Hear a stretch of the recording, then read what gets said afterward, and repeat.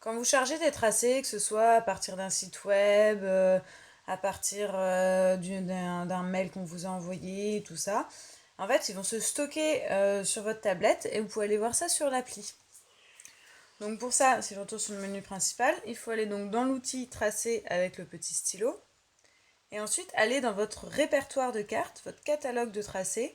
Ce sont les petits, c'est le petit picto là avec les traits et les points.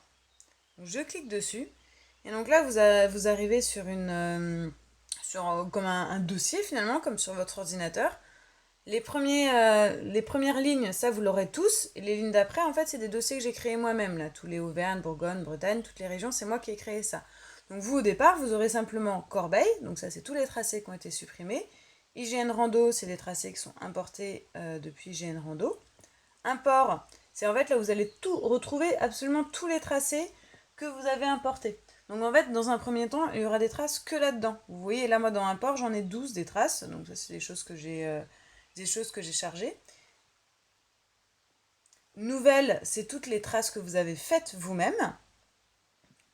Et visible, c'est toutes les traces qui sont actuellement visibles sur la carte. Parce qu'en fait, vous pouvez avoir des traces enregistrées, mais pour ne pas alourdir votre carte, vous choisissez de les faire apparaître ou pas. Donc si par exemple je prends le dossier nouvelle, donc ça c'est tous les nouveaux tracés que j'ai faits. Donc ça c'est des tracés que j'ai faits sans les renommer, donc je ne sais pas trop ce que c'est finalement. Donc si je veux aller voir ce que c'est, donc le premier tracé là du 1er février 2018, dans un premier temps je vais cliquer sur l'œil, donc ça va le faire apparaître sur ma carte. Et j'ai ensuite deux possibilités. Soit je clique sur la flèche avec le point vert, ça va m'emmener sur la carte, sur le point de départ de ce tracé. Soit je clique sur la flèche bleue et là ça va m'emmener sur la fiche du tracé. Chaque tracé a sa propre fiche technique. Si je clique sur la flèche bleue, j'arrive sur la fiche. Donc je vois que c'est un trace que j'ai fait le 1er février et sur lequel j'ai pas changé le titre parce que ça peut changer. Il est rangé dans le classeur nouvelle, donc j'ai pas changé. Il est de couleur verte. Il fait 0 km, donc ça c'est probablement un tracé que j'ai fait très vite et que j'ai oublié de supprimer, c'est juste un point en fait.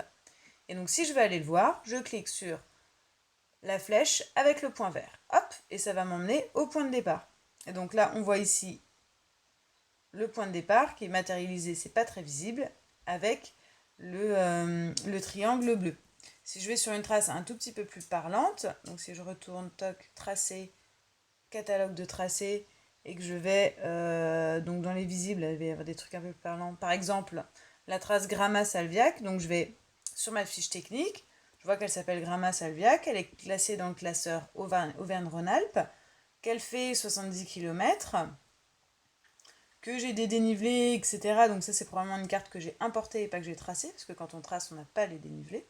Qu'il y a 294 points sur ce tracé-là. Et je peux aller le voir en appuyant sur la flèche. Donc je vérifie d'abord que l'œil est bien activé, parce que sinon je verrai rien. Donc hop, œil activé, tracé visible sur la carte. Je vais sur la flèche avec le point vert. J'arrive au début de mon tracé que vous voyez là au centre de mon écran avec le petit triangle bleu et mon tracé en vert ici.